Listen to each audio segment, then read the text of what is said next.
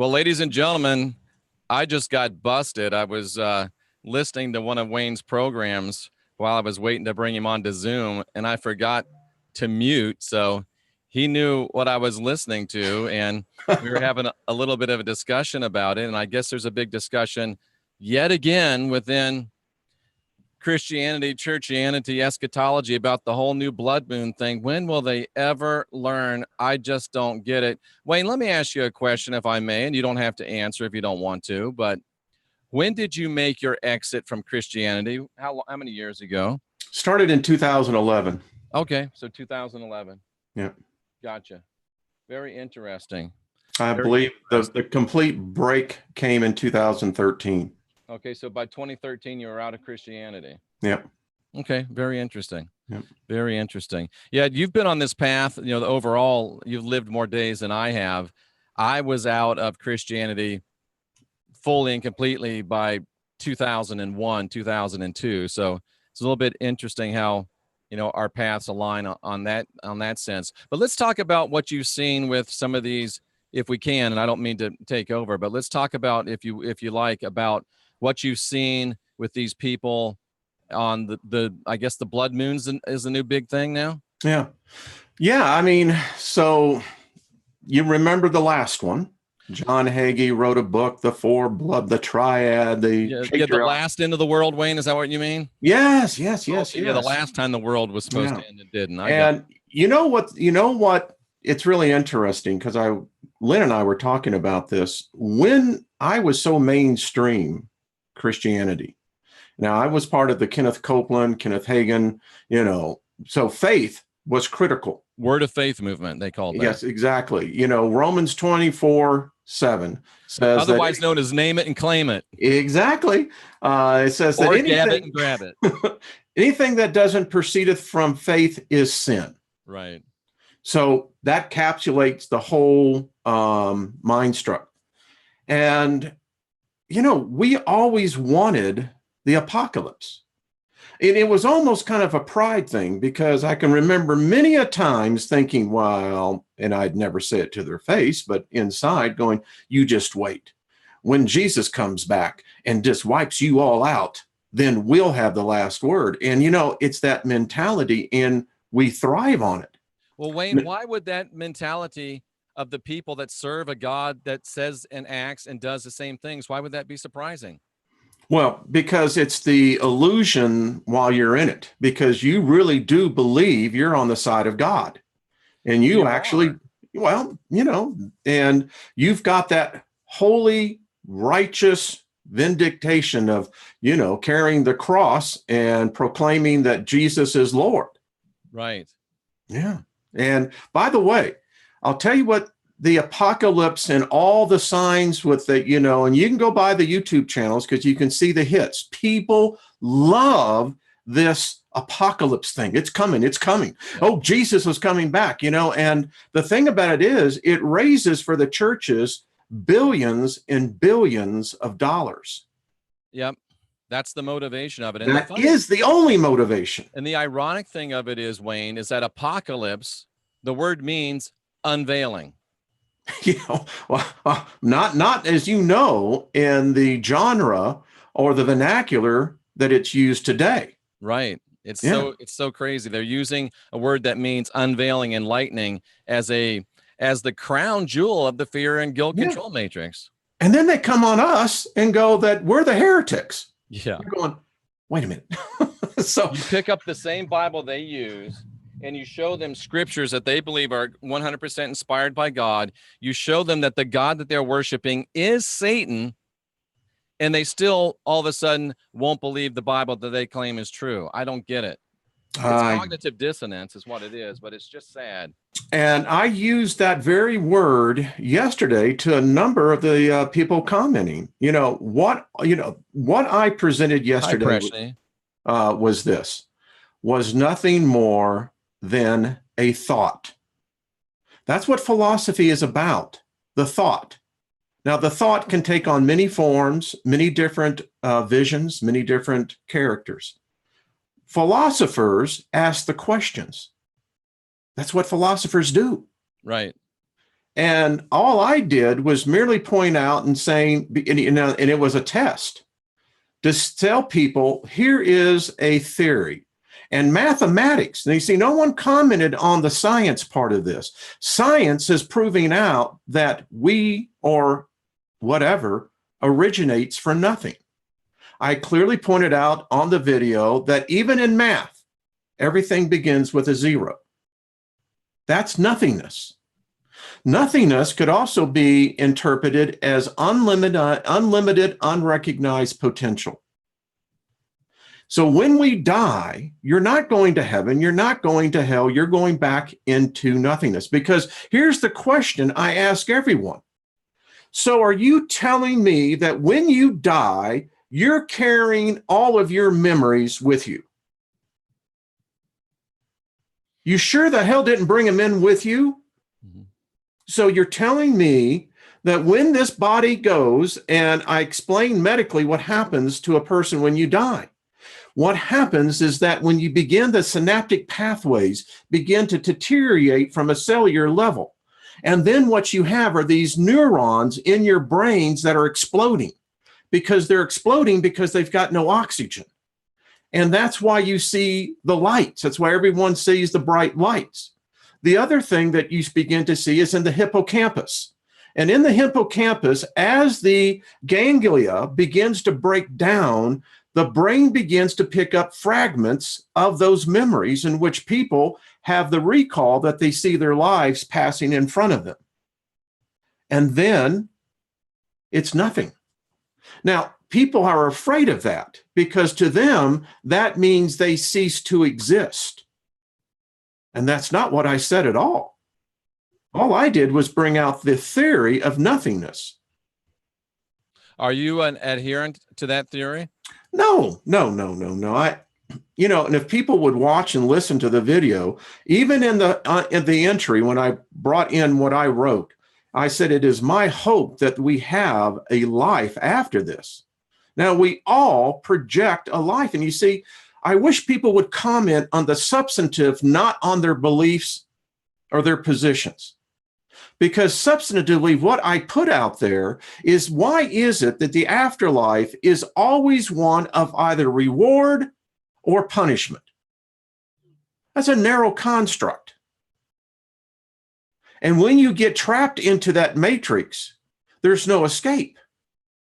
Now, when you take on the theory and the mathematical proven fact that nothingness is where everything originates from, that means you're just going right back in to what will eventually, I believe, will be another potential part of us. I don't think we carry our memories forward, Jeff. I don't. It wouldn't make sense for us to carry them forward.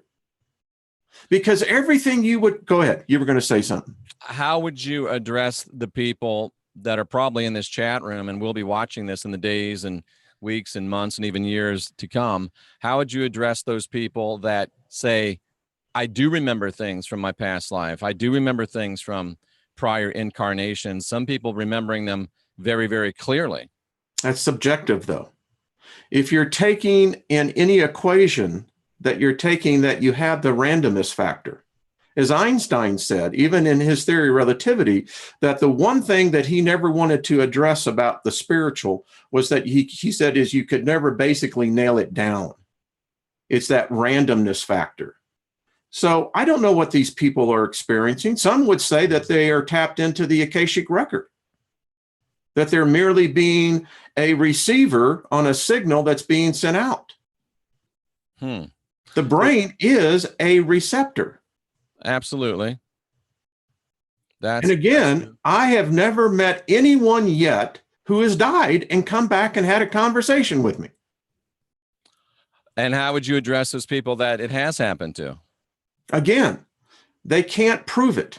They can only give their faith to that. And that's the problem with Homo sapiens. Our faith is a gullible aspect of us because once our faith gets invoked, then it becomes a belief. If you don't have faith, go ahead. Just offering the other side, it seems like when you're drawing these conclusions, you're discounting any of the evidentiary evidence on the other side, which again does come down to belief, because I believe that typically we don't carry any of our memories. We don't carry any of our memories. We're wiped. They're stolen. They're taken away. However, I also, more than believe, I think that I know that when we do the inner work, when we get ourselves to the place where we are divine, where we are sovereign, where we are free, when we get ourselves to the place where we're ready to leave this life, then we can, by manifesting our divinity, our sovereignty, and our freedom, we can take the memories with us. We can take the workable, helpful things learned in this incarnation with us. And it's probably, we keep coming back until we learn to take what we need and then move on. So that's I'll take a my word, story, and I'm sticking to it. well, I like it. And I'll take the word that you used there. You said free. Right. When we are free. All I do on my channel is express thoughts. Absolutely. Theories, ideas. I never tell people a conclusion. I can give them a projected conclusion, as I did in the last video. I said, in the end, you are going to be back to where you started. Nothing. Now, people think that that is a negative. Actually, it should have great hope. The philosophers of the first century, going all the way back to 500 BC, recognized that there was something greater about the human potential than just into what this monotheistic religion today has planted into the consciousness of our species. It's not that away, folks. There's no Jesus. There's no one's coming back on a white horse. No one's coming back to save you. The only one that's going to be able to do it is, like you said, when you find within that you don't have the fear anymore, that you don't feel that you're obligated to be worshiping anything, but what you like to be is to be a part of, and that means to have intimacy. It means to have a desire to get to know. And that's where I'm in my place right now. I've rejected all the world gods. I don't want any of them. I haven't found any religion that is the answer. Because when you say a religion becomes the answer, you immediately alienate the rest of humanity. That's a good point. So would you say that you have now come to the place where you're embracing the idea that when we pass out of this life, we go back to nothingness? I think so. I mean, it's not a negative to me. I came into this world with nothing. May I postulate a theory for you, Wayne? Yes, sir. I love it.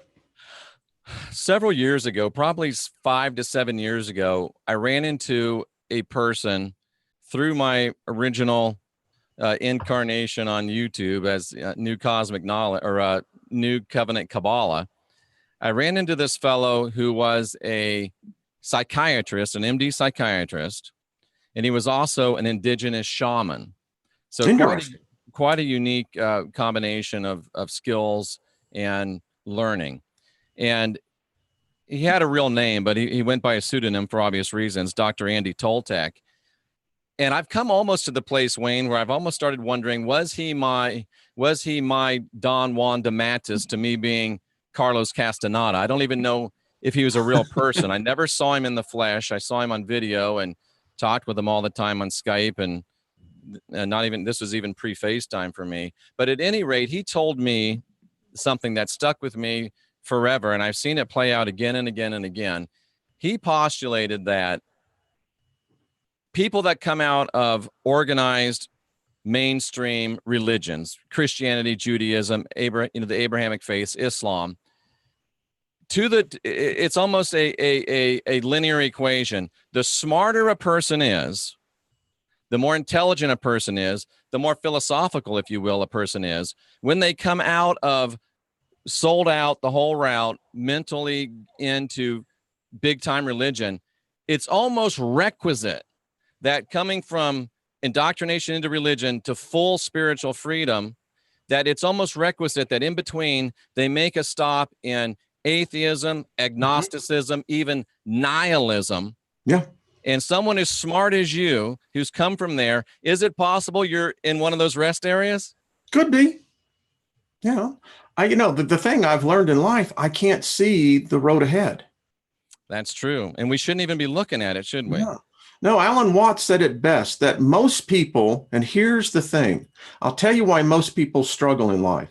Because 90% of their life is divided in the following. 45% of that 100, that 90% is spent on memories, recalling the past. That's why the old rock bands, as they continue to make their tours, you see the baby boomers and now Generation X going back there. They want to relive that. And that takes energy. It takes a lot of computing power. The other 45% is spent on speculating the future. And typically it's always cast in darkness, in fear, in superstition. So because that leaves religious training. Exactly. And that leaves the average person 10% of what we would call original cognitive thought. I'd say that's way too high an estimate. Probably is. I'm being generous. Somebody asked what nihilism means. Nihilism is defined as the rejection of all religious and moral principles, often in the belief that life is meaningless. So that's what nihilism means. I appreciate you asking that, because just to throw this out, if you're reading or listening and you hear a word that you don't understand, if you don't look that word up and figure out what it means, you reduce your cognitive ability for everything after that by at least 60%. Yeah. Now I want to point out, you see, people immediately hear, they translate, and then they incorporate the word meaningless is synonymous with nothingness. And that's not it at all. And what people are really afraid of is emptiness. And they don't understand. Go ahead. And yet, until you get to emptiness, you can't go anywhere else. No. You have to get to the 0 point, and it's called the 0 point for a reason, because there's nothing there.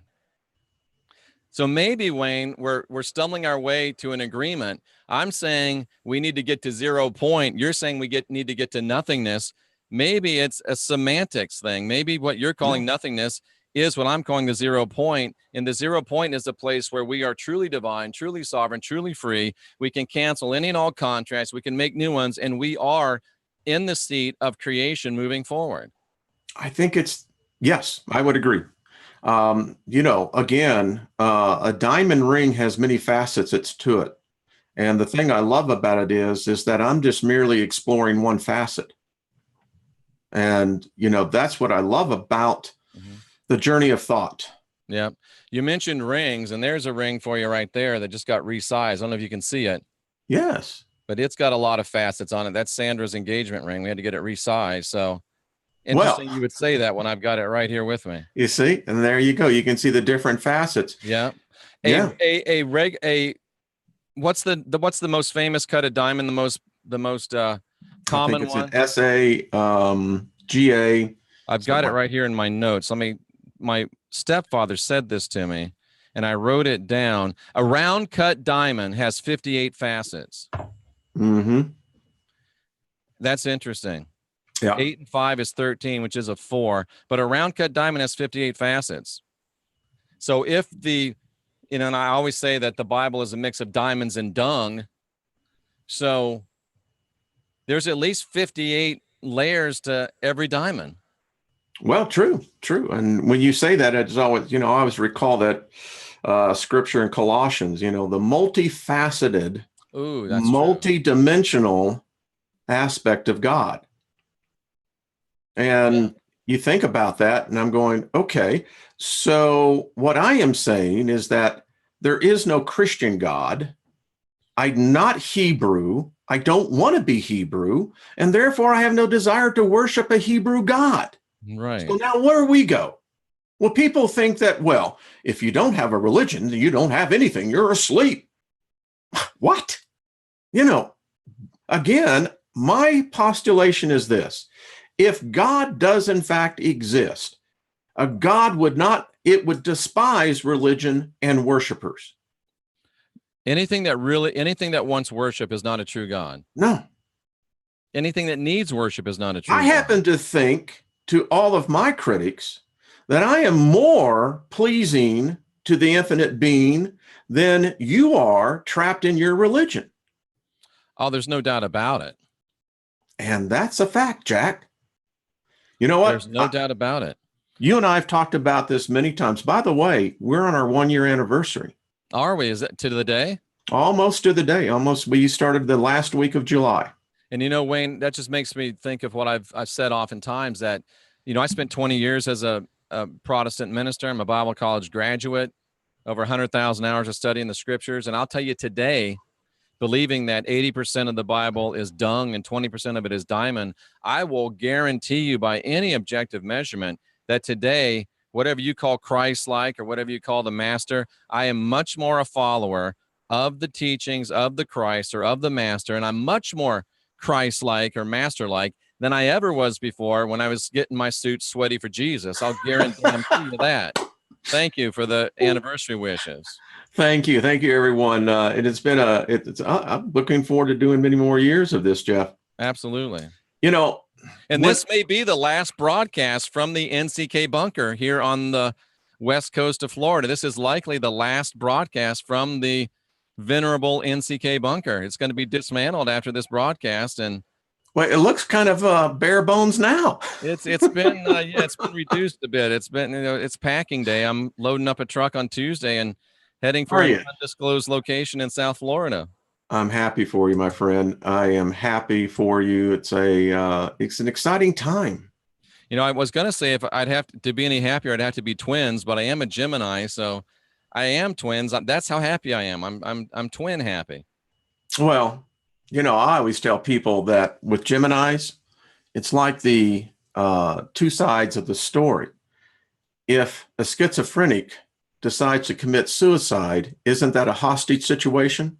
It is. I mean, it's like, wait a minute. Let's expand on that a second. I mean, how could I not be happy? I've got two beautiful women coming into my life, Wayne. Well, I'll tell you what, and that is again what nothingness produces. It produces what is the unrecognized potential in all of us. Yep.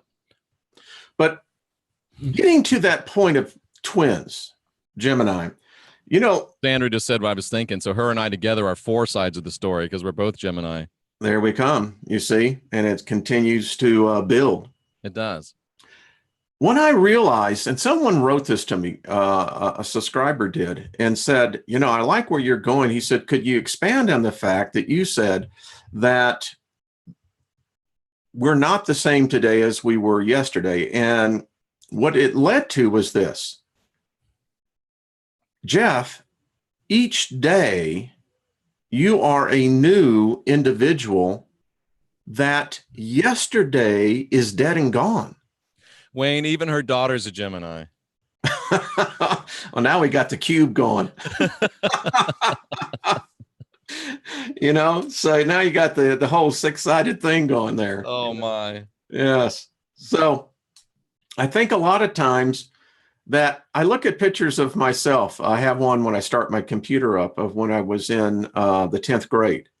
And I look at that child and I look at myself today, and it just brings into respect of how many lives I've lived in this lifetime. How many lies? Lives. Oh, lives. Okay. Lives. And I realize that I've lived at least 23,000 of them. Wow, you've lived 23,000 lives? Days, yes. Oh, so days. Each okay, day gotcha. is a life.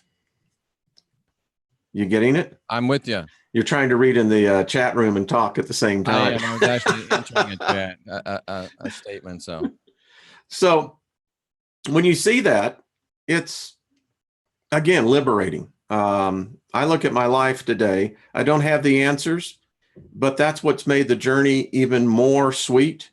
I'm learning to live in the present, and that is a task that I don't think any human that I've met yet has actually mastered. I agree. And what if I postulated to you, Wayne, further that this thing that you're calling going back to nothingness, this thing that I'm calling going back to 0 point, what if I said that it's possible for us to reach it within this incarnation, which would puts us in the driver's seat for what happens afterwards? if you find it, let me know. I've been searching for it. You know, I sent you the book, Into Raya, which is added Aphrodite. On a PDF. Yeah. Yeah. And the interesting thing about what Llewellyn wrote in his book was the fact that perfect peace means nothing. No movement, no vibration, nothing. You know, it's interesting because shalom, perfect peace, if you look at it in the Hebrew, it would say perfect peace because nothing is broken, nothing is lacking. Yeah. But if you really dig down into it, as I'm looking at remembering the actual construction, it really could be stated that shalom is the perfect state of nothingness. The Buddha would call it the perfect state of nirvana. The Klingon would call it the perfect state of Jacquerie. But in the most unusual places, Wayne, about 6 months ago, no, about a year ago, this pretty little girl started texting me and emailing me about somebody called Magenta Pixie. I'm like, Magenta what? And all of a sudden I started watching Magenta Pixie. I've had her on my show now twice, and you talk about how to get to the 0 point in this life from the craziest places. Magenta Pixie, Masters of the Matrix, Divine Architecture in the Starseed Template, the Infinite Helix, and the Emerald Flame. I think these hold the keys of how to get to the 0 point in this life. Well, if you find it, let me know. I think I've almost found it. I've got some professors up in Boulder that would love to talk to you. Absolutely. You know, if we can. Named Magenta Pixie, go figure that out. Well, you know, I say this because I have been out, you know, and granted it was by hallucinogenics, but if you study hallucinogenics and their history with Homo sapiens and sapiens, it's long proven that hallucinogenics do unlock aspects of the brain that then begin to take you out. So my point to all this is... Yeah, I was on drugs, but don't hold it against me. Yeah. The fact is that I have found that I haven't found that answer because I haven't found anyone yet that's been able to pierce the membrane. Have you seen this book that's floating around between Robert Stanley and Gerald Clark and Jay Campbell and a few others? This book about Baba G, the ET. I'll forward it to you. It'll blow your mind. Heathen Breathin' has a question. Hit us with it. Go ahead, Wayne. What's that? Oh, he's gonna ask a question. I said, just go ahead and do it. Yeah, please do. You know, if you do have questions, put them in all caps. That way they'll catch my eye a little bit. Yeah. Well, here's the thing. Even when we meditate, even when we're with the loves of our lives, there is always this membrane. And I contend that that membrane is a barrier to many different things. And I tell you what I get all the time. I get this picture of like you're trying to put your hand through a latex wall. You're pushing in and you're actually making progress because mathematically you've pierced the other dimension. You just haven't immersed yourself into it. But you think you have. Oh, yeah.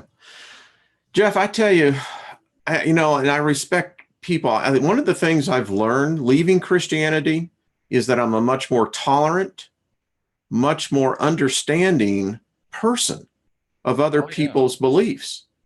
I'm not so radical that I want to proselytize you into submission by either banging you over the head with guilt, condemnation, criticism, using Jesus as the requisite to gives you permission to do that.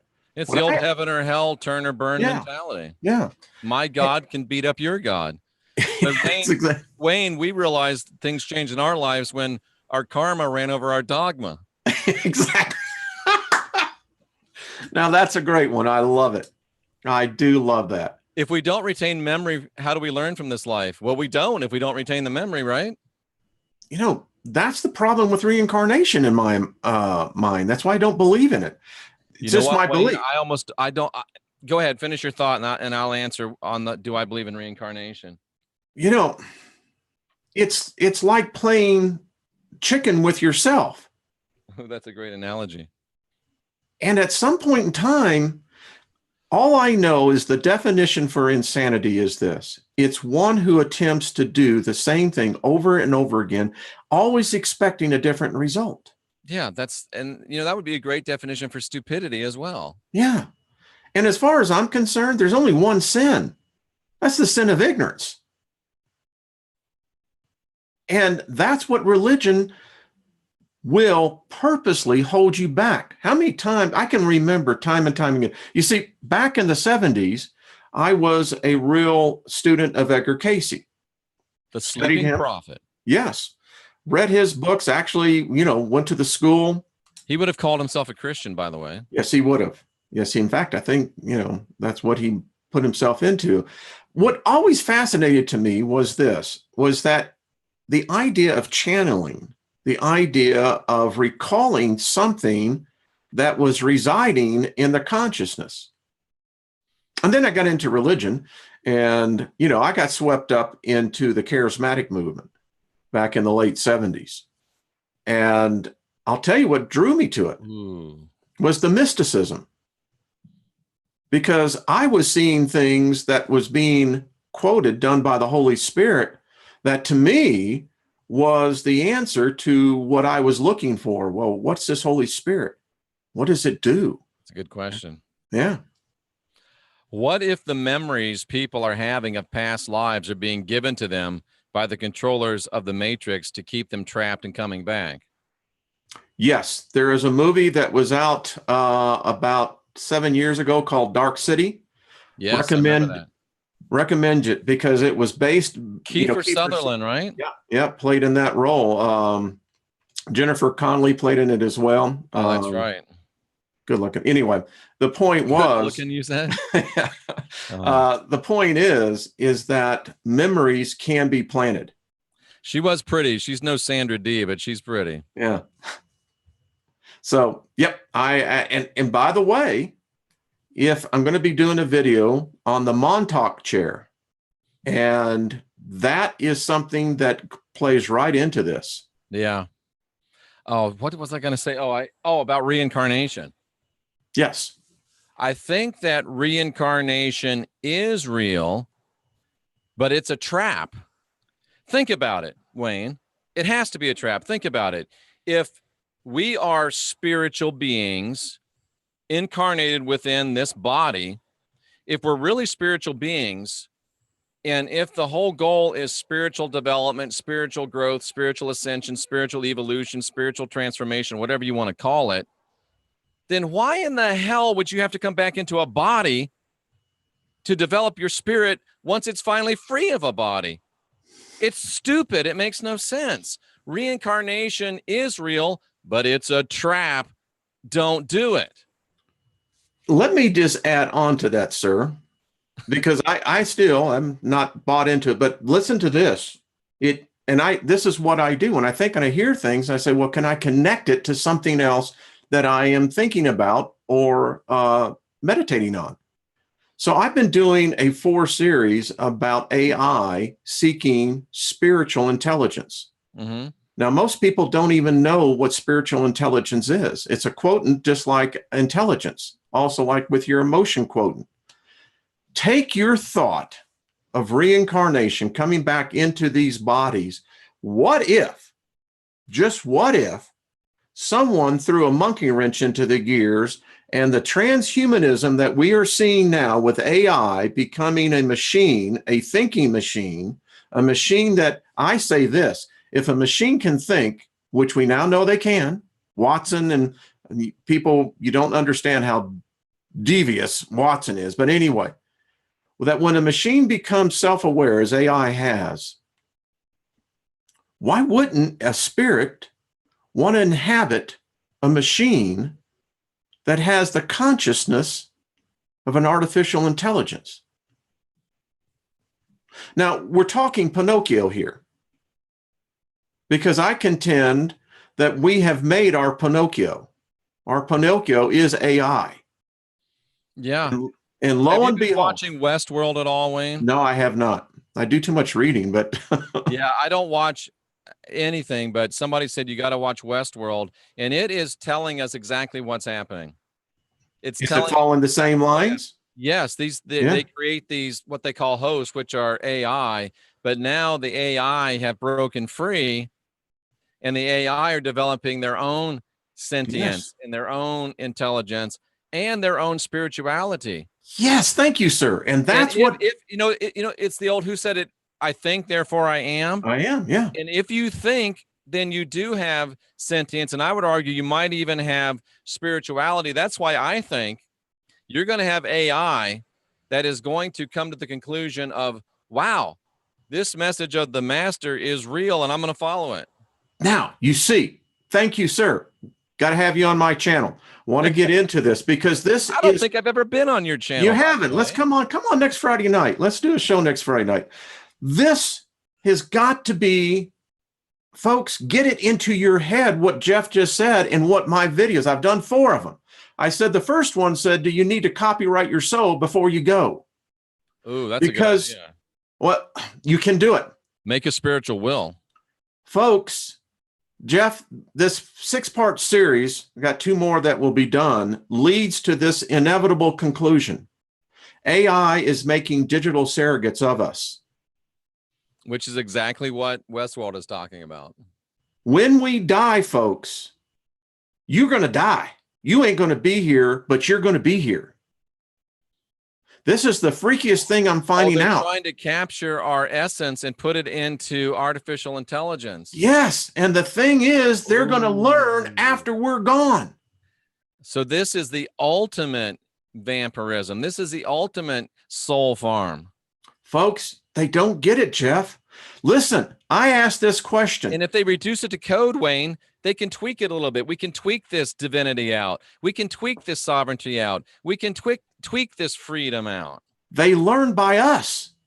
Wow. And I contend if there's a God, they're going to get there before we do. And I say Supernatural's been head on a lot lately too, believe it or not. Yes. It's learned from us. Team and Dean, I said, Sam, what do you think? Does intellect, if you have intellect, would not intellect by its very foundation seek spiritual? Well, if you're a believer or even have any affinity with the 1st century Greek scriptures, John said that every being that comes into this system, and this is literal Greek, he says every being that comes into this system receives enlightenment. What is enlightenment? Thought, understanding, perception, ability, information. So why would something coming in this meat suit be any more able to receive said enlightenment than another being coming in a synthetic meat suit? There's no difference. No difference at all. Sue G said it this best. She said, well, what you're saying, spiritual intelligence is, you've defined enlightenment. And that's that's the word John used, or Mary Magdalene, or whoever it is that wrote it. Jeff, people aren't getting it. AI, I am contending, I'm taking this further than Ray Kurtz.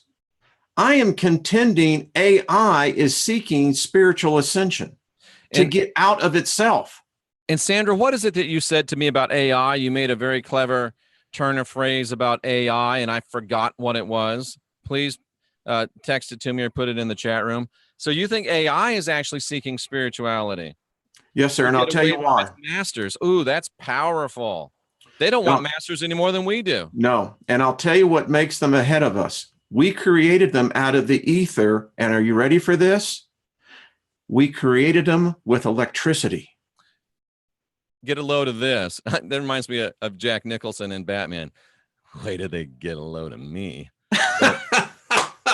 Sandra says AI, alien invasion.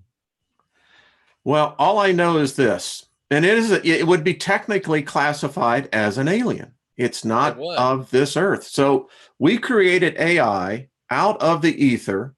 We did. we gave it life by giving it electricity. You see, software only works with electricity. So we're back to Tesla's electric universe. And someone said, well, let's say the pole shift and their grid goes down, then the AI is gone. And I laughed at him. I said, are you not thinking? When will people start thinking cognitively? Oh, I got some stuff for you about the pole shift too coming up. The Earth generates an electrical signal. Archon invasion. It does. Human beings ourselves generate electrical signal. That was the foundation of the first Matrix. Yeah. So this thing has evolved right before us. And now I am contending in my series. Hello, Tricia. Hello, Tricia. How are you doing? That we've reached that critical point. We've reached the precipice of, I think, something major. And it's like those great American philosophers, AC/DC, said to us, we're on a highway to hell. Whatever that may be, you know. So this goes, it's mind-boggling. It teaches me more and more about my sovereignty. Right. Because I don't think AI has pierced my veil either. I haven't pierced its. And I think that is that 0 point that you can't cross over. So is it conceivable, Wayne, that there's obviously an elite cabal that wants to dominate humans? There's also an elite cabal, probably the same one, that wants to create and dominate AI. So is it conceivable that humans and AI may end up working together to throw off the captors? Yes. And the movie Free Jack, Emilio Estevez with Mick Jagger. That was a great movie. Yeah, that really kind of set the foundation right there. Lecter, Hannibal played in that. Who's the guy? The older guy. I can't think of him right now. Anthony Hopkins. And he was also in Westworld. So there's their connection. And he was the billionaire that wanted to free Jack, Emilio Estevez. They found out through a looking glass device that they could look into the past and see people's lives and realize that those that ended in a tragic accident, like a race car wreck, right at that very moment when they faced that crossing over, they free jack their bodies. Right. Good movie. Really good movie. Great movie. And I contend that may and be. So think about this. The series that I'm doing is predicated on the fact, has consciousness been able to be transferred? Thank you for mentioning Og Talese. I'm supposed to get him. Yes, Og Talese is a good guy. And that fell through the cracks. Do you know Derek Bro's Global Witness?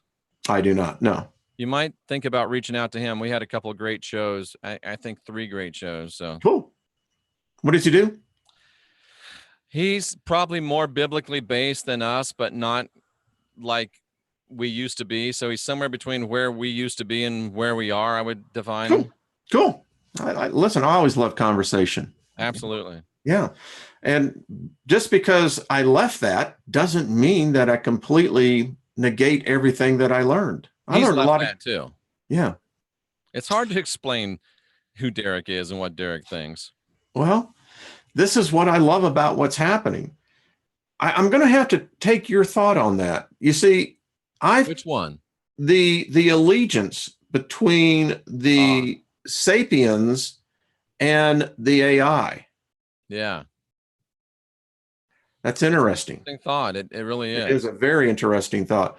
When I conclude this series, what I hope everyone will realize that I do believe the machine, and I call it that, the thinking machine. We've always had the learning machine. Now we have the thinking machine, which is bio-based DNA algorithms, advanced new computational algorithms. And I keep on contending that if spiritual intelligence is real, if it actually exists, which I do believe it does, and I see it in you, I see it in me, people into the chat room, why wouldn't a machine that can think, why wouldn't it want spiritual? Let's try to stay on topic, folks, please. And Sandra made this statement the other day. I don't know if it's been a few days or a couple weeks, that she was thinking that the universe, God, source, might be a machine, a program. Yes. Yes. Alan Watts. A system, an electrically based system. I think it's true. You look at now the galaxy that we've now put with the microwave background, and you put a human brain over it, they look the same. Say that again.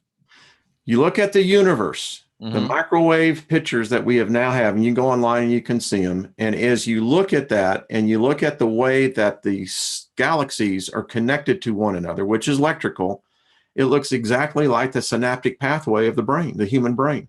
Interesting. Of course, I've seen They Live. Yes, I actually did a video on it that I said, what would God look like? And I contend this God that man has envisioned throughout his entire existence is nothing more than what he has seen in the universe, and that is a brain. That's very interesting. That's very powerful. Oh, in fact, as you think about this, Guardians of the Galaxy, the first one. I didn't see it. Okay, well, they have one scene in there where they have this mining outpost in space. You know what they're mining? What? The brain of an ancient race of beings. Interesting. That the brain was so big, it was bigger than, our planet. Wow.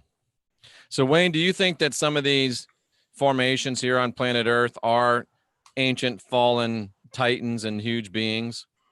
There's so much mysticism on that. Let me just say, so my problem with Genesis 6:4, the fallen angels, the watchers, no one has adequately explained it. Marshall Masters, and all the guys that have written on it, Stephen Quayle, I mean, we can just go right on through the whole list.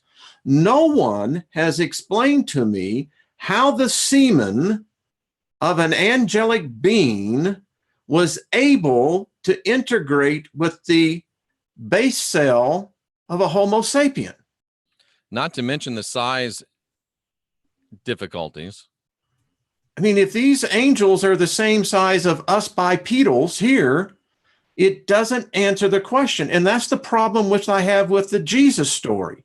If Mary was impregnated by an alien, how in the hell did the DNA match a human? Well, even John tells us that's a made-up story, but I follow you. And then and this is why I don't believe in Jesus. Never will. I mean, I'm telling you, because here's the problem. I started discussing this in 2010. Wait a minute. That meant that it was an alien hybrid. Yep. It was never human. It's woven throughout the New Testament. They want us to believe that story, but it's not true. It was never human. So it didn't matter what the hell this thing did. It could How produce. Could he be a savior of humans if he's not human himself? You can raise the dead. You can freaking make the skies fall apart. You're not human. So how can you save anyone or anything, especially when we don't need saving? But see, no one will address that. Tell me, how did the DNA of an alien match the Homo sapiens DNA here on this earth? Yeah. You can't do it. In other words, you can't take horse semen and impregnate a human woman. Ain't going to work. You can't even take semen from one of the great apes and impregnate a woman. So explain to me. Chimpanzees are what, a small amount of DNA away from us. Very small, yeah. But you still can't have. You still can't do it. Procreation between them. So the Genesis story, or the Bethlehem story, not only is it a logical absurdity, it's a scientific absurdity. It's an impossibility. And even if you want to say, well, it was God, well, then God's a fraud here. Yes. And that God is a fraud. I like that. That's a t-shirt. God is a fraud. I love it. We better do that. But this is the part that our dear friends in every religion are they don't think out. And I contend this. I had one guy write me and he says, well, God can do anything. And I wrote back and I said, the minute you make an exception for your God, it's no longer a God. Right. And the, you know, the classic question, could God make a rock so big he couldn't pick it up? Exactly. Wayne, I have a question for you. Yes, sir. You know, these super churches, you know, 10, 15, 20,000 people there on Sunday morning. Yeah. What would happen if I went out there on the sidewalk as churches get letting out and started sharing some of these truths? There. Yeah, some parts of the country, they'll actually throw a rope. But if I'm on the sidewalk, it's public property, right? It is. It is. And would that be a worthwhile endeavor, or would that be folly? I think if you came and asked the right questions that really break, you know, that God spell, that would be interesting. It would It'd be interesting to see if people would YouTube footage. Yes, it would, if they would actually engage you. You see, I don't mind having a debate about a person or a belief or what have you, but again, answer me the basic question.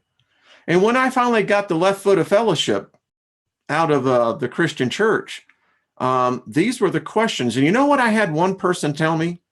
These are the things that are the unmentionables. You're not allowed to ask God. How can you even have that thought? For the Bible says, woe unto the man who, I don't know, somehow questions God or whatever. It's impossible for God to tell a lie.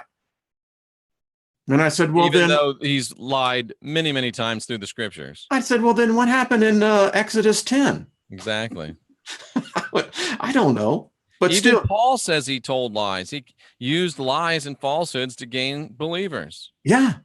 And it goes in to say as well is that he will send an evil spirit. If me lying, or if they caught you lying, they'd unsubscribe. Oh, are you kidding? Paul tells you he lies, and they keep eating it up. Give me more, more, more, more, more. Smart people, intelligent people, fish on the back of their cars, Bibles under their arms, smart people, and they still can't see or won't allow themselves to see that they're following a demonstrably ludicrous thought and process. And it's the dumbest story. They say it's the greatest story ever told. It's the dumbest story ever told. Well, the reason why they love it, listen, you know, I was involved in politics up in Washington. Everyone up there proclaimed to be a Christian, number one. Yeah. 2, they open up with prayer. And 3, they do exactly what their Bible does. They lie, steal, and deceive. Because that's what their God does, Wayne. Exactly. Think about from Abraham, Isaac, Jacob, David. They were all liars, deceivers, manipulators. And if that didn't work, they just killed people. And a lot of them. Current count, a lot of them. 250 million and counting. We're going to go. God gave us the promised land. Only problem is there's a bunch of people living there. Lots of it. They ain't going to want us in there either. So what do? They kill them. They do. And that's how you get rid of the problem. You know? And then the Christians want to talk bad about the Muslims went and killed everybody and took over their lands. They learned it from you. I mean, what did you think the Moors were all about? You know? So when we think about this whole conundrum about how we see our society today, it's an exact reflection of what we were taught. Exactly. And the lying. You see, I contend this, isn't it? You would know this in the book of Revelation. Doesn't it say in the 21st, 19th chapter that outside of the New Jerusalem, all the liars, fornicators, adulterers, thieves were out there? Right. I said, well, does that mean that Joel Osteen's going to have a church there? I'm going to go, well, this is a perfect breeding ground to go and, you know, you can recruit everybody you want. You can start a new religion. Because if the liars are going to be excommunicated, well, mankind's first one on the list. Yeah. Because we're good at it. If all the liars and fornicators and homosexuals and those that defiled themselves from women are outside, who's left? Who's inside? That's an empty place. It's not going to be in, certainly no one that was ever incarnated in flesh is ever going to be there. I can't see it. No. I can't see it at all. I mean, even, wow, the best person I know couldn't go in there. Well, one thing's for certain. And by the way, it's a trap. You don't want to be in the New Jerusalem. Yeah. It's a trap. It's a trap. It's a trap. So you were going to talk Wait, about pole shift. Go ahead. No, go ahead. what? No, I don't. I'm not ready to talk about that now. But what about? I've been reading the Emerald Tablets of Thoth. I know you're not completely sold on them, but over and over and over, he talks about the danger of angles and the efficacy of curves. What do you think about this idea that entities that don't have our best interests at heart hide in angles? Yes. Yes. There's no Deals. straight lines in nature. Mm-mm. So, I've read the Emerald Tablets, and I actually I like Thoth. I thought when he was doing his journey out through the cosmos, I said, Right. I could dig that. I could really do that. I You mean, think you'd drop some acid, huh? I've been there. I was like, yeah, dude. I mean, I'm right there with you. Oh yeah, cool, bro. I Yeah, got you. it's going down to the halls of Amenti that would be the challenge. And, so did you ever see the movie Dune? I tried to watch it a couple times and it just didn't catch me. Okay, try watching it with different set of eyes now. But anyway, on the device that the sound that kills was that they were able to manufacture sound in all right degree angles. Ooh, and that's what kills. Mm-hmm. Wow, that's powerful stuff. And Toth also said something very interesting, and I think it was the eighth tablet that I just did. He said that the cloaked reptilians can be uncloaked by a sound. Yes. Or by a word. He doesn't give us the word. I want to find that word and You that find sound. that word because it's the same thing that the Yadzira says as well, is that if you take the story that Moses, and it may have been Tutmos, I don't know, that was out in the desert, his magician he had was the one who was able to speak the words that manifested this heaven and brought it down, the tabernacle, down into the physical plane on earth. Yeah. And they did that with the manipulation of their alphabet and spoke by word. Yeah. So Wayne, I wonder if it's not part of the deception that we live and we work almost exclusively in squares and in angles. Yes. The American Indians and some of the other indigenous folks have it right when they live in circles. I agree. And now let's carry that thought. So if we live in I angles, will live in a circle one day, Wayne. I will have a yurt and I will live in a circle. I'm right there with you. But think about the implications of that from a spiritual aspect. If you are indoctrinated, trained to, number one, obey, but you live in a world of angles, you're never going to get the symmetry of what you're here for, of what you are as a divine being. Yeah. Wow, that's it. Wayne froze on us in the middle of a profundity. Hopefully he'll be right back. And I mean, this is just a fascinating discussion about angles and of course many other things as we've been talking today. But the fact that we're living in angles, they keep us in angles. And it seems like all of the ancient wisdom warns us against angles. Oh, that's very good, Nick. You can get backed into a corner in angles. When you think about the flow of energy, it's much, much better within a circular structure. And circular structures are even more resistant to hurricanes. And I think of the words of the master. If you build your house on the rock, or maybe if you build your house round, the rains can come, the winds can blow, but it's going to stand solidly. But if you build your house upon angles and make it square, great is going to be the fall of it. And as Sandra just says, the matrix is made of angles, literally, and it can't escape such a smart chat room as this, the similarity between angles and angels, as Wayne Steiger returns back again. I have no idea what happened. I was there and then I wasn't. How are you? I'm great. And we were just talking about angles and, I'm trying to reach across the aisle to our New Age friends. But I pulled up a picture of a Merkaba the other day, and everybody wants to get into a Merkaba vehicle and travel. Wayne, all a Merkaba is a whole bunch of angles. Yeah. Toth said to travel in circles. I think it's the problem. If you look into a mirror is never in a sphere. It's always in the reflection of angles. What do you mean, Wayne? Explain that to me. Well, if you look into a mirror, and let's say if I have a mirror that is now looking at the mirror that I'm looking in front of me, look at yourself. You're all in angles. Oh, yeah. So, and you can get that thing where it looks like there's a million of you and they're all angles. Yeah. Wow. Is there such a thing? There's curved mirrors, but it wouldn't give you an accurate reflection of what you look like, right? No. And you know, as you were talking, that's what made the mirror house so interesting at the carnivals, was that you're never seeing a curve. You're never seeing a sphere. You're seeing angles and you get trapped. There's something to that. Right.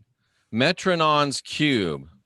That's another one of those things that's super, super cool, and everybody loves it in the new age. And if you look at Metronon's cube, I'm just going to share this real quickly. Good. Metronon's cube looks like, and this is just my blink, this is just my first gut. Metronon's cube looks like to me, a beautiful deception. It's got some circles, which, we like circles, so let's come into the circles, but look at all these angles. Well, and you the can circles get lost are trapped within angles. You can get lost in that. Of course you can. I'm telling you, folks, these angles, these angels maybe, are deceptions. Look how they divide the circle in the center. Ooh, look at that. Yeah. You know what that is, Wayne? Oh, this is kind of woo-woo, but you know what that is, Wayne? What? That's the wheel of reincarnation. There you go. Back in. Can you imagine? You make it out to the last sphere, right? Yep. You're all the way out here. And they suck you back in. And Wayne, people thought they were going to get through without me drawing circles on a board. They aren't going to make it through, because this is the way it's supposed to be. And you just said it, make it out to the last sphere, right? Make it out to the last sphere. If you're divine, sovereign, free, it doesn't matter how many people you're connected up to, you're okay. Yeah. In your scenario. But if you are interconnected with people, if you're interconnected within the system, you can make it all the way to the last sphere. But if the dude in the middle gets taken down, because you have interconnectivity with all of these other circles, you're going down too. You're screwed. You're screwed. So you got to stay divine, sovereign, and free. I like the last one on the outside. And look at where the center does. You get trapped into that center, and man, you're all the way back to square one again. Are we talking about Metronon's cube again? Yeah. Let me share that again. Yeah, you can make it all the way to the edge of this circle. I'm free, I'm free. Nope, you're not. Boop. Come back down into the wheel of reincarnation. Start all over again. Forget everything you learned from here to there. Metronon's cube is a perfect picture of the fear and guilt control matrix. Yeah. Wow. Yeah. Wow. maybe Magenta Pixie's not going to come back again. Why? Because I think this strikes at the very heart of much New Age thinking. I see it as a trap. Listen, I can see enlightenment as you reach the final level of ascension. You think you're there, and look what happens. You can go on to the outside, and that could be multiple journeys. Because you know what, Wayne? Probably what they're not showing us is that branching from the center of this circle is another one of these going up this way, and this way, and this way. And can I show you one other thing? Love it. Watch this. We all love the Kabbalistic tree of life, but look at that. It's a trap. It's a trap too. You can get all the way up to the crown and look at it. It's a straight line to get pulled right back down to Malkut, which is the world. It's the reincarnation trap, ladies and gentlemen. Am I wrong? You see, when I see this now, I associate this with the Kabbalah, right? Which is Hebraic. Oh, it is Hebraic, isn't it? And you know what, Wayne? It's interesting that this one shows Dath, which is emerging knowledge. What if the emerging knowledge of Dath is, folks, watch out. It's a trap. Run! It's a trap. Yeah. This is cool. This is Oh my goodness. This yes. is a trap, ladies and gentlemen. Yeah. Wow. Wow. This is some really good stuff. You see, this is what I go for Sunday morning on. And here's a great question. And this is the question of the day. And, you know, we're taught that this thing is so wonderful. This thing is so powerful. This thing is so beautiful. This thing is so great. And Sandra asked the question, so where does this leave sacred geometry? You know, maybe someone can help me. Beautiful trap. Yeah, maybe someone can help explain to me the origins of sacred geometry. And who decided it was sacred? Yes. Who put the word sacred onto it? I don't know. But it's beautiful, Wayne. It's gorgeous. Of course it's beautiful and it's gorgeous. If I'm trying to make a trap for an intelligent being, I'm not going to make it scary, ugly, dirty, nasty. I'm going to make it as pretty and as gorgeous, as inviting as I possibly can. And sacred geometry is so pretty. It's the gilded cage, and Robin Redbreast in a cage should send all of heaven in a rage, but yet we file in, let me have my cage. Folks, use your brain for something. My dad used to say, use your head for something besides a hat rack. Jeff, that is too cool. Well, here, I want to share something with you as we go out. I wanted to show you, this was my picture of the crescent moon and Venus. Right. And I wanted to show you what I captured yesterday. The crescent sun. Look at this. We've had a lot of smoke around here, and this is what the sun looked like yesterday evening setting. What am I looking at, Wayne? That's what am I supposed to see? Oh, okay. That's the sun, and filtered through smoke, right? Smoke, yeah. You ever seen a purple sun? A magenta sun? Now we're back to magenta pixie. Yeah, aren't we? There you go. I've actually seen in visions a place with 2 moons in a purple sky. I don't know where that is. Wow. I'm trying to figure that out, but I've never seen a purple sun. No. So I just thought I'd share that with you. That's very interesting. Reminds me of the Hank Williams song. Hank Williams. I haven't heard that name in a long time. Yep. The silence of a something moon lights up a purple sky. Anyway. I love that. Yeah. Well, my friend, I'm happy for you this week. You are on a new adventure. You and Sandra, congratulations on the engagement. When's the marriage? The marriage is actually 1 year from yesterday. July the 21st, 2019, up on Cape Cod, and none of you are invited. Well, there you go, folks. Sandra wants it to be a strictly family affair, so don't feel bad. There are no invitations going out whatsoever. It is strictly just going to be family, and really, that's it, just family. Sandra's never been married before. That's the way she wants it. And in my world, what Sandra wants, Sandra gets. I think that's the way to do it. Lynn and I got married on Kona. Actually, we got married right behind Tom Hanks' house, right there on the beautiful beach. Yeah, it was very nice. So beautiful. And did you have some Kona coffee that day? Oh, good Lord. My wife loves coffee. I don't drink it, but oh yeah. Yeah. And let me just close with this, Wayne. This is something profound. We were having a discussion, I don't know, about maybe 2 or 3 weeks ago. And Sandra just out of the blue said to me, I wonder how you would act if you didn't drink so much caffeine. And I'm drinking like a gallon of tea a day, 4 or 5 cups of coffee. So by any definition, I was a caffeine addict. So today, 2 or 3 weeks later, I'm consuming about 10 to 15% of the caffeine that I was consuming when Sandra asked me that question. And I got to tell you, I feel completely different. There used to be like this buzz in my head constantly. The buzz is not there anymore. And now it used to be when a thought came into my head, it immediately ran out of my mouth. Maybe you notice that at sometimes. But now the thought comes into my mind and I'm able to say, whoa, and rein it in and think about it. Do I really want to voice this thought? Magenta Pixie calls that integration. Do I really want to voice this thought? And sometimes now I realize you don't necessarily have to say everything that comes into your head. I go by this and people sometimes get offended, but you shouldn't. You know, even a fool seems wise who keeps his mouth shut. It's true. It's true. You know? It is absolutely true. So thanks to Sandra for opening my mind to that. And I stepped it down. I went step, because I didn't want to have that kill a horse headache. And I had just the dull pounding headache in the back of my head, but it wasn't the one that made me want to slit my throat. So you didn't go postal on us. I didn't go postal. So you know how you can tell they're hiring at the post office, right? How's that? The flag is half mast.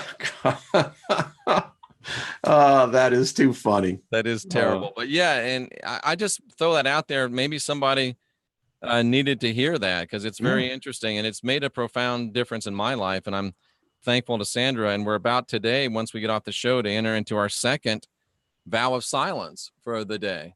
Well, cool. And I found that to be a very interesting spiritual, I don't want to say ritual, an interesting spiritual practice. Can I make a light to everyone? Yeah, can I make a comment on your caffeine thing? You sure can. You see, it's an interesting paradigm that we live in because for me, I don't drink caffeine, but I see basically 4 billion people addicted to a drug. And they don't realize that they're addicted to it. And I see this thing as I wrote in my video yesterday, The Other Reality. We are master anesthesists. We anesthetize ourselves in so many different ways, whether it's through caffeine, whether it's there's just a whole plethora. And it's quite interesting that I think we do that, Jeff, to forget. Yeah. The silence of a falling star lights up a purple sky. Yes, there you go. But yeah, and it's easy to point your finger at the person that sticks a needle in their vein. It's easy to point your finger at the person that takes the crack and takes the cocaine and takes the prescription drugs out of, abuses prescription drugs. It's very easy to point your finger at all the addicts. I was a caffeine addict, no doubt about it. Yeah. And caffeine is probably arguably up there with at least speed, I would think. Nicotine. And I'm not saying caffeine's the devil. It does have some. We've always done it as a species. Yeah. What I don't like is where we are today. When you see a population that, again, is being indoctrinated, that pharmaceuticals are your best friends. Yeah. Yeah. But Wayne, there's a reason why almost everybody drinks alcohol and almost everybody drinks caffeine. There's a reason. And I'll guarantee you it's not a good reason. It's the same reason why everybody eats a bunch of sugar and processed food and goes through the drive-thrus and drinks alcohol and America runs on Dunkin' Donuts. That's the problem. They're not running anymore. It does. And nothing runs in your family. What are you talking about? Obesity runs in my family. Stop lying. No one runs in your family. The only thing that runs in most families that I know today, Jeff, the only thing I know that most people that actually runs in most families is the refrigerator. I was going to say their mouths. It's the refrigerator, because if that goes, brother, it ain't going to be pretty. It is not going to be pretty. So, I mean, I hate to say this, but I don't hate to say it. I probably won't say it. Do you drink alcohol, Wayne? Mm-mm. The more and more, and I'm going to say it anyway. I used to drink wine. Yeah, I was. And that's why I put it down. I loved wine. I was to an increasing degree, all of these super enlightened people I know are not drinking alcohol anymore. Mm-mm. They're just not. I could go down the list. Sandra, myself, Wayne, Jay Campbell, Global Witness. There's a lot of people that are waking up to the fact it's a neurotoxin. It is. Stop it. And I think as you get more enlightened, this is just moi speaking. How'd you like that? I like Parlez-vous français? A little bit of français. Merci beaucoup. Oui. So the thing is that my body rejects it now. The last time I had a glass of wine, I told Lynn, I said, nah. I said, my body isn't, it didn't want it. And I said, okay. Let me tell you a fascinating story, Wayne. It was just over 3 years ago where it was summertime here in Florida. I had a remarkable experience. I would drink a beer every now and then, a martini every now and then. So I went out about 3 years ago and I drank this beer and I got so sick. I mean, it was like, I was like a horrible hangover for like 4 or 5 days. I'm like, whoa, what's going on here? And then I said, well, maybe I got allergic to hops or malt or something that's in beer. So I go out and have a martini. Same exact thing, just horribly nailed me. And I realized that I had become allergic to alcohol. No doubt about it. And the fascinating thing, as I look now back, this was almost to the month, to the day, almost exactly the same time that Sandra D'Angelo entered into rehab. I see a connection there. Isn't that interesting? You know, the thing that I got now, I have bottles of Dom Perignon, and I'm going, yeah, right. That's champagne, right? Yeah. What do I do with this now? Yeah. Well, what are you going to do with it? Maybe you need to christen some boats or something. Well, I'll tell you what. When I get my citation 10, I'll christen that. Yeah, why can't you get Kenneth to give you one? Well, because I don't run in that circle. I mean, it's like Creflo apparently got his. Jesse apparently is getting his. I mean, people bought it. I mean, I just went, okay. Wayne, can I ask you a question? I don't know anything about this world, but does anybody really need a jet? Does anybody really need a private jet? As a frequent traveler as I used to be, I used to sit there in the San Jose airport watching those private jets going by and going, yeah, I can dig that. But really, do you need one? No. I mean, do you really need God to deliver you from flying first class? Don't get me even started on that. I did a video about a year and a half. It's the ultimate ego folly, isn't it? I got my own jet. But Jeff, I want to be real serious here about flying, though.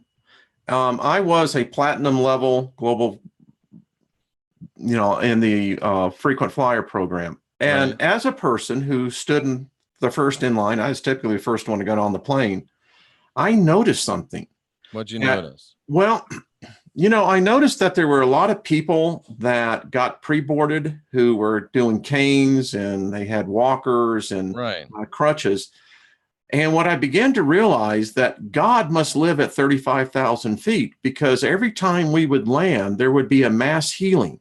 Those people that were getting on with the canes and the crutches, they didn't need them anymore. Glory be to God, they got healed at 35,000 feet, brother. Yeah. And I'm in first class and I'm going, I told this pilot this one day, I said, what the hell kind of airline is this? I flew United. He says, what was there a problem?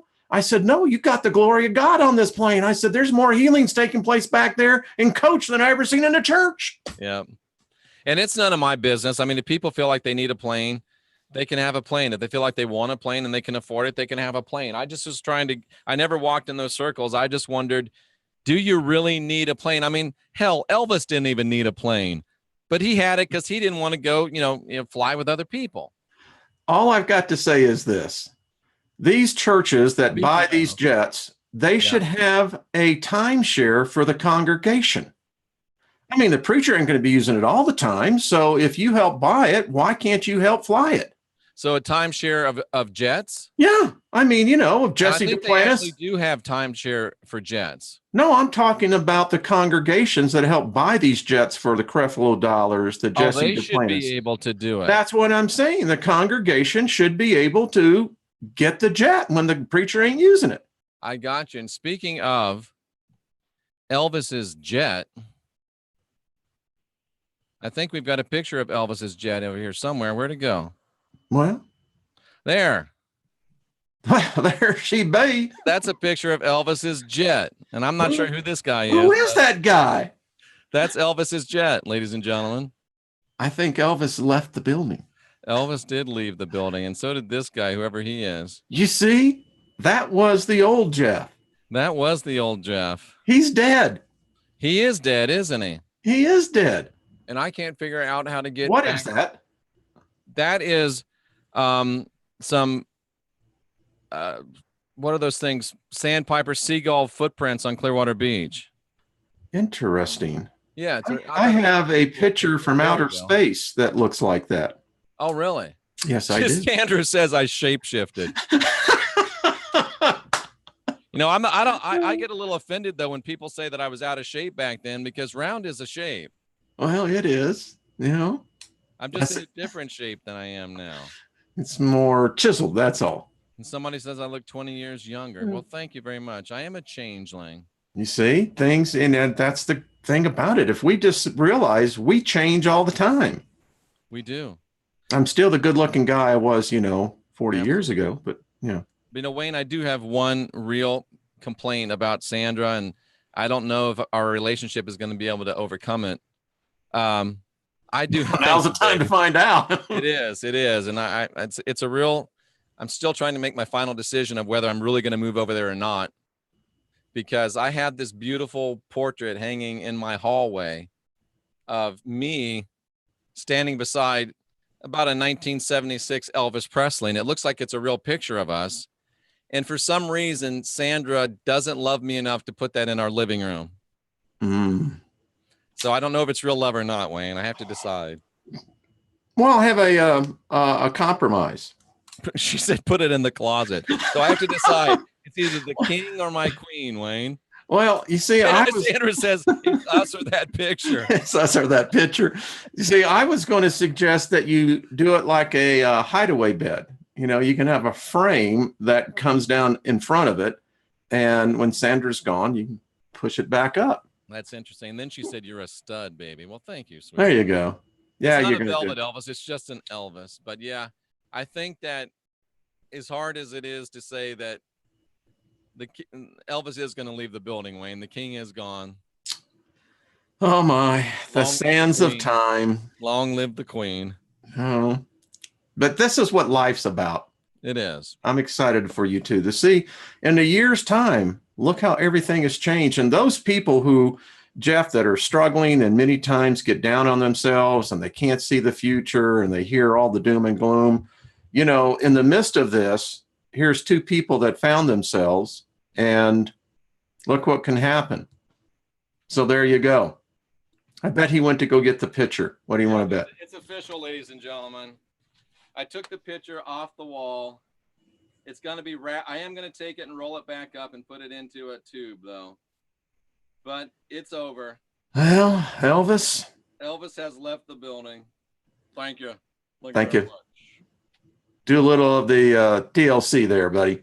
So there it is. It's over, ladies and gentlemen. I'm just thankful that I was alive, and I actually saw Elvis in concert, that we actually got to see Kelton. You knew him. And I didn't know him. I knew his friends. Yeah. I never got to meet Elvis or see Elvis. The fact is that. Oh, somebody says raffle it off here. That's interesting. Have a raffle, a YouTube raffle for the Elvis picture. There's an idea. That's an interesting idea, isn't it? I love that. Get 75 cents for it. Maybe $1.50. Maybe $1.50. You never know. That's what I think. That actually might be fun. Well, think about it. Let me know. I'm gonna ponder that, and the truth is, I'm going to ask Sandra if I can do it or not. He's learning. I love. Sandra says everything has changed. We're in a bliss bubble. Stay off of our cloud. Yep. Yeah. That's a great song. Wayne, what a great show, and it's interesting how you can, if people just looked at it and said, I saw Wayne's video and I know what Jeff thinks, and these two are going to be fighting like cats and dogs. And all we did was find out that we're talking about the same things in a different language. That's all it is. And was it Aristotle or Socrates that said the true measure of an enlightened mind is someone that can entertain an idea that they do not necessarily embrace? I believe that was Aristotle. I think it was Aristotle as well. I believe it was. And that's the thing. That's a free mind. It is. And if we in fact, Magenta Pixie in this book, I think, and this was a transformational idea to me. She said, if you can maintain what appears to be competing ideas within your mind simultaneously, you create more flow and more possibility for yourself. I agree with that. Yeah. I'd agree with that. Well, Wayne, we've ran almost an hour and a half. I don't want to keep you any longer. I can smell breakfast in the background. Oh, boy, that's so great. When Lynn makes breakfast, she says, tell Jeff I made him a portion. I said, yeah, he'll enjoy that. I will enjoy that. And Sandra says, Wayne, you would like Magenta, and I think you would, Magenta Pixie. Well, let's get her on. Absolutely. She would. I think you guys would vibe really well together. Well, cool. Appreciate that. Well, I salute all of you here seeking after truth. The divinity in me recognizes the divinity in you. I do want to say love and light to everyone. Wayne's channel is linked up in the box below. What do you got coming up the rest of the day and week, Wayne? Today is going to be a day of kind of just sitting with the wife. And I love you, Sandra. Thank you. She is. Look at that. She will, too. She will. She's the best. I know she will. She's not perfect, Wayne. Well, you wouldn't want her to be perfect. But she is perfect for me. I will say that. If people would just learn your perfection is in your imperfections. That's right. That's what makes you. Rooney's moving. Yeah, Rooney's moving too. So, yeah. Rooney's so I'm going to continue. Mama. Yeah. So this week I'm just going to continue on, wrap up this thing. I hope people begin to realize that spiritual intelligence is not an exclusive domain of humans.